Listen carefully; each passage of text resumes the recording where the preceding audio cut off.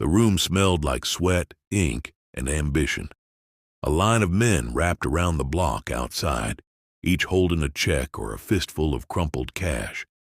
At the center of it all stood Charles, sharp suit, slick hair, thick accent, that confident kind of charisma that makes men second-guess their instincts and third-mortgage their homes. His office was chaos. He had papers stacked like Jenga towers, typewriters clacking, and a secretary frantically scribbling down names and numbers that would never add up. Charles leaned across his desk, looked a man dead in the eyes, and made a simple offer. "You give me $1,000.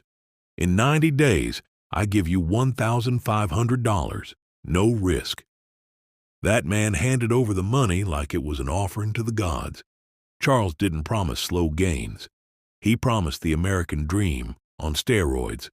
No factories, no farms, no labor, just fast returns. He talked about international mail, something called a reply coupon. Most folks had never heard of it, and none of them understood it. But it didn't matter. Charles made it sound like Wall Street voodoo, and he sold it like salvation. He promised riches, and in the beginning, he delivered. The early investors got paid. Word spread. Soon cops, teachers, and war veterans were handing him their life savings. Preachers prayed for him. Newspapers praised him. Boston worshipped him. But behind the charm, behind the three-piece suits and gold watch, behind the fake smiles and real checks, was a man running out a runway. You see, Charles wasn't investing anything, not in postage, not in property, not even in the stock market. He took the new money to pay the old money. He built a pyramid out of promises, a house of cards made out of greed and blind faith. And when the crowd got too big and the questions got too loud, it all came crashing down. Only then was his last name forever imprinted in American history: Ponzi. Charles Ponzi, the godfather of fraud, the epitome of a greasy Italian schemer. He is the reason your uncle won't shut up about the newest pyramid scheme at Thanksgiving. The man who gave fraud a fancy face and left his last name etched into the lexicon of liars. But this isn't just about Ponzi. It's about what he exposed. It's about how quickly people will trade wisdom for wishful thinking. How we all want the reward without the responsibility, the crown without the cross, the success without the suffering. And that, my friends, is not just a scam. That is sin in a $1,000 suit. And here's the part that stings. Charles had more faith in his fake plan than most Christians have in the living God. That man woke up every day and sold a fantasy with fire in his belly. Meanwhile, most churches today are selling the gospel like it's a clearance rack in a dying mall. Soft messages, empty slogans, pastors afraid to offend, Christians afraid to commit. We used to flip tables when the temple got corrupted. Now we pass around coloring books and pretend that tolerance is the 11th commandment. We're living in a time where grifters like Ponzi get statues and saints get censored. But it's not just their fault. It's ours. Because the people stood in line.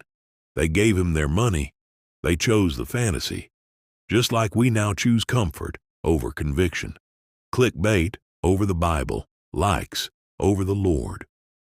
The American Revolution was fought by men who believed in truth so much they risked everything for it. Today, we won't even risk being called mean. Where are the believers who lead with boldness?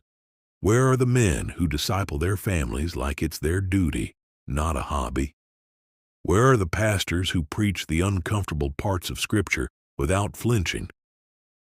If the dirtbag Charles Ponzi could build an empire with lies, imagine what we could build with the truth if we actually lived like we believed it.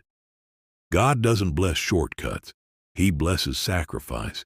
He doesn't anoint frauds. He anoints fighters. And he is not fooled by the modern version of a Ponzi scheme wrapped in a motivational Instagram reel. He sees the heart. He sees the hustle. And he wants warriors, not wimps, builders, not beggars, soldiers, not scammers. So ask yourself, are you investing in truth? Or are you just hoping your life pays off without ever putting in the work? Are you teaching your children to chase Christ? Or are you teaching them to chase comfort and call it Christianity? Because faith is not a scheme. It's a grind. It's a daily choice to carry the cross, even when your legs shake.